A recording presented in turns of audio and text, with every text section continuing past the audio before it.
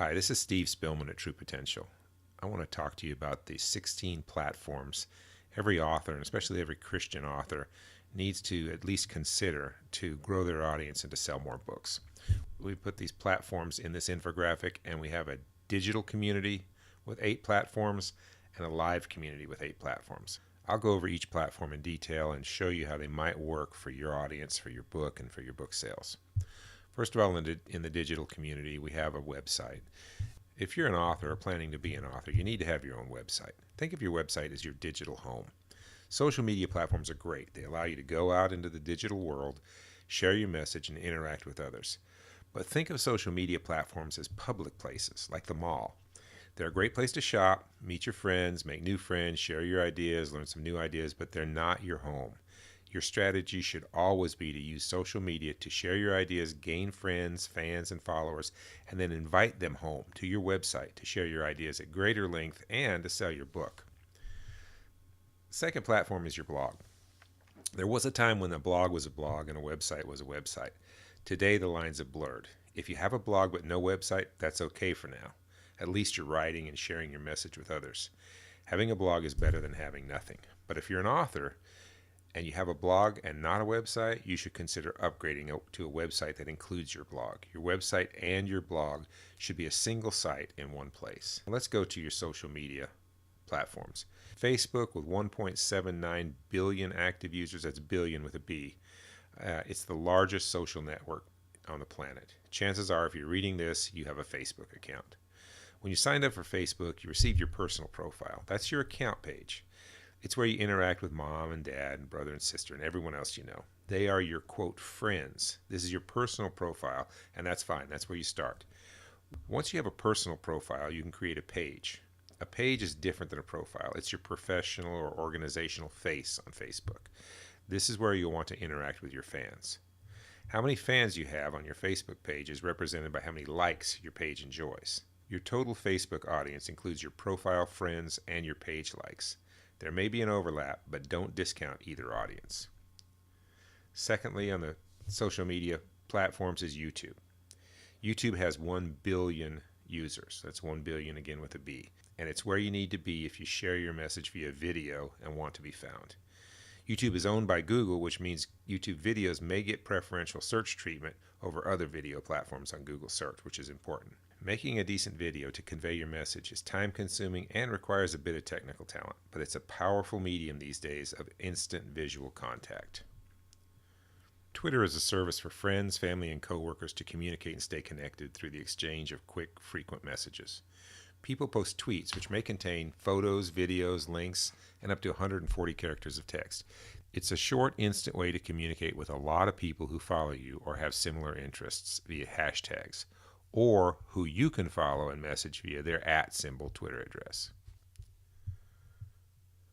LinkedIn is a professional social media platform. Think of it like Facebook for business. If you're interested in reaching businesses, ministries, or professionals, LinkedIn is the place for you. LinkedIn counts connections, people and organizations you're connected to via the network. You can post short Facebook or Twitter style messages or write longer articles, but keep the topic business or ministry related. No cat videos. Pinterest uses images as its medium.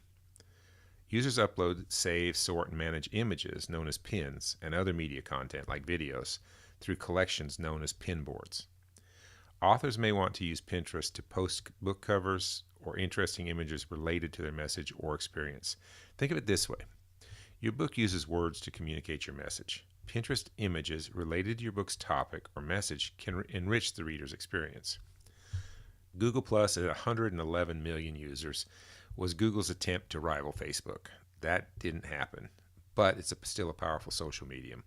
Some authors tell me that they believe their Google Plus interactions are of higher quality than their Facebook interactions. I don't know that for sure, but that's what I get from some authors. Here's why to pay attention to Google Plus if you're an author. It's owned by Google.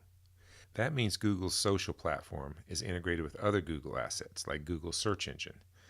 I don't know that I'd use it as my primary social media platform, but I'm not ignoring it either. Let's go over to our live community now. With the explosion of people interacting in the digital world, we may forget that we're interacting with and building audience with real people who live in the real world. The best websites and social media platforms can't match face-to-face in the real world for building relationships with real friends, fans, and followers. Use these real-world platforms to share your message. The church is going to be a primary platform for Christian authors. If you attend a church regularly, you're in the midst of like-minded people every time you show up. Once others in your church know you've written a book, there will be a natural interest among many of them. If you're a pastor or a ministry leader, even better. Your congregation comes to get fed. You do that from the front every week, but some messages require more than a 20-minute sermon. That's probably why you wrote the book in the first place. There's almost no better audience for an author than your own church members. Many of our authors are in full-time parachurch, that's other than church ministry. Some are missionaries, evangelists, speakers, counselors, or in other ministry-related occupations. Authors in parachurch ministry have an awesome opportunity to share their message and promote and sell their books in the real world. If you're invited to speak or to be a part of an event, bring your books. Speaking engagements are the #1 place for authors to sell books in the real world and the most profitable. Community, professional, civic, affinity, or other clubs and organizations are great places to share your message in the context of the organization and to sell books. And these can be community organizations or they can be professional organizations.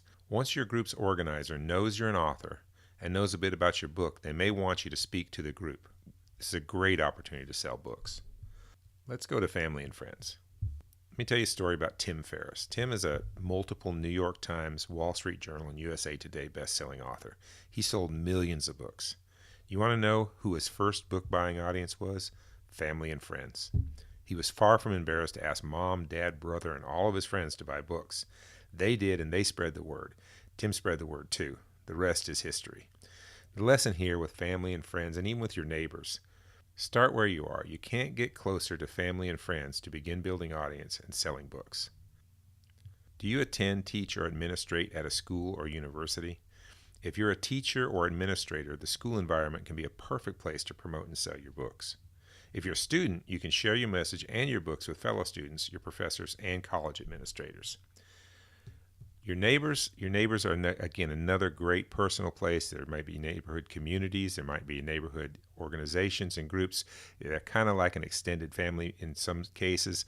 These are great places just to share your message naturally with others. Depending on your work situation, coworkers can provide a great book-buying audience potential.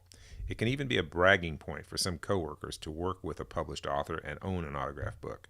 Depending on the subject matter, selling and sharing your book may be good for business. I know investment and other business consultants who make their book a major calling card with new clients. The bottom line is that platforms to share your message and sell your books are more numerous, less expensive, or even free, and have a further reach than ever before in human history. This infographic gives you 16 of the best audience platforms. The questions at the bottom of this infographic are for you to ask yourself about each platform. Your answer can help you know where your audience is and what to do next to grow your audience and sell more books. The infographic is free. Just click on the link below. And if you ever need help growing audience, selling books, and especially finding a publisher who wants you to succeed, come visit us at truepotentialmedia.com. Thanks.